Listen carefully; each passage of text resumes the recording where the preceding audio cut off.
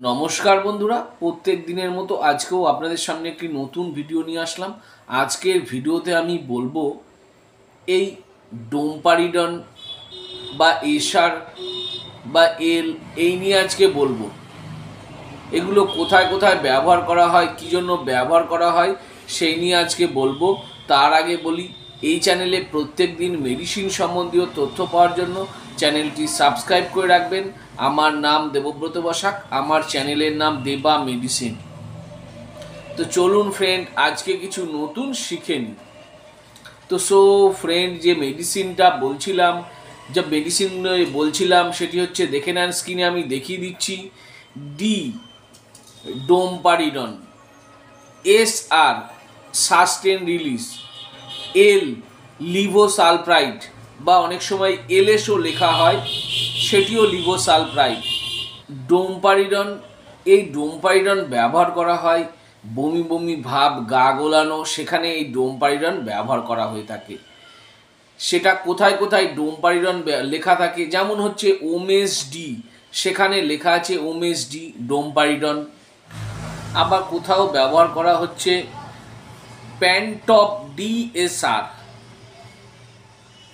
ডোমপারিডন sustain release, সঙ্গে সঙ্গে মুখের মধ্যে দেওয়া মাত্রই কাজ হয়ে যায়। এবং কোথাও গ্যাসের জন্য ব্যবহার করা হচ্ছে প্যান এল, সেই এল লিভোসালপ্রাইড, গ্যাসের জন্য ব্যবহার করা হয়। প্যান্টপ এলএস, এল লিভোসালপ্রাইড, এখানেও সেই গ্যাস অম্বল, পেট ফুলে যাওয়া, বুক জ্বালা, তার জন্য ব্যবহার করা হচ্ছে। এগুলো সবগুলোকে একসঙ্গে পিপিআইও বলা হয়ে থাকে, পিপিআই মেডিসিন বলা হয়ে থাকে। তো ফ্রেন্ড, এই যে প্যান্টপ এলএস বা প্যান এল, ওমেসডি, প্যান ডি বা প্যান্টপ ডিএসআর, এই জাতীয় যে মেডিসিনগুলো আছে সব আমি ভালো করে বলে দিলাম। ডিএসআর কোথায় ব্যবহার করবে ডাক্তার, সেটা কোম্পানিরা যেমন মেডিসিন আছে সেই সব মেডিসিনের ওপর ডিএসআর, এল বা এলএস এগুলো ব্যবহার করে থাকে। পেট ফুলে যাওয়া, পেটে ব্যথা যন্ত্রণা, জ্বালা করা, এগুলোর জন্য এই ক্যাপসুলগুলো ব্যবহার করা হয়ে থাকে। আমি যেসব ব্যবহারগুলো বললাম, হতে পারে এগুলো ছাড়াও হয়তো ডাক্তারবাবুদের এক্সপেরিমেন্টস থেকে আরও অন্য কোনো ক্ষেত্রে ব্যবহার করে থাকেন। এবার জেনে নেব এই মেডিসিনগুলোর ডোজ বা খাবার নিয়ম। এই প্যান্টোপ্রাজোল বা প্যান্ডি বা লিভোসালপ্রাইড, প্যান্টপ এলএস বা প্যান এল, এই জাতীয় মেডিসিন বা প্যান ডি সকালে একটা করে খালি পেটে খাওয়ার আগে ডাক্তারবাবুরা প্রেসক্রাইব করে থাকেন। এটি বুকে জ্বালা, পেটে ব্যথা, গ্যাস অম্বল কমানোর জন্য ব্যবহার করা হয়ে থাকে। এটা টানা অনেক দিন খাওয়ার জন্য ডাক্তারবাবুরা প্রেসক্রাইব করে থাকেন। ডাক্তারবাবু আপনাকে যতদিন ব্যবহার করার জন্য বলেছেন ততদিনই ব্যবহার করবেন, তার বেশি ব্যবহার করবেন না।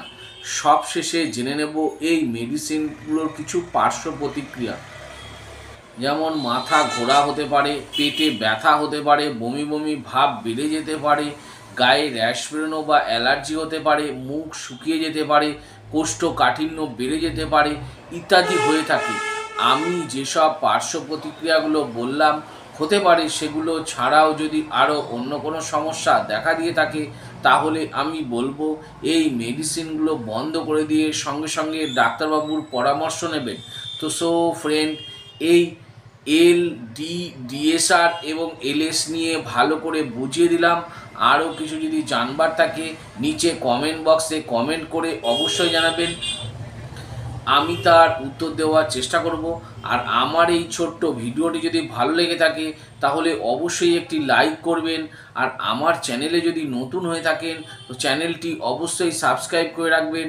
আর পাশে থাকা বেল আইকনটি বা যে ঘন্টাটি আছে সেটি বাজিয়ে দেবেন, যাতে এরকম নতুন নতুন ভিডিওগুলো নোটিফিকেশনের মাধ্যমে আপনাদের কাছে খুব তাড়াতাড়ি পৌঁছে যায়।